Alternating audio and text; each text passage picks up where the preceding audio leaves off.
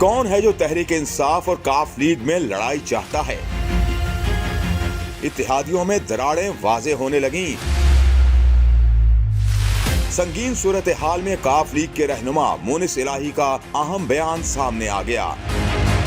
वीलॉगर्स के साथ मुलाकात में काफ लीग के रहनुमा मोनिस इलाही ने एक बार फिर इंकशाफ किया है कि हम तो पीटीआई के साथ चलना चाहते हैं, लेकिन पीटीआई के कुछ लोग ऐसा नहीं चाहते। काफ लीग के रहनुमा का कहना था कि मैं और मेरे वालिद परवेज इलाही पीटीआई के साथ देरपा ताल्लुकात कायम रखना चाहते हैं और हमने कभी कोई ऐसा अमल नहीं किया जिससे इमरान खान की सियासत और इज्जत पर फर्क आए। मोनिस इलाही ने कहा कि इमरान खान और साबिक आर्मी चीफ जनरल बाजवा हमारे मोहसिन हैं। हमने ही दोनों में तनाव कम करने की कोशिश की थी।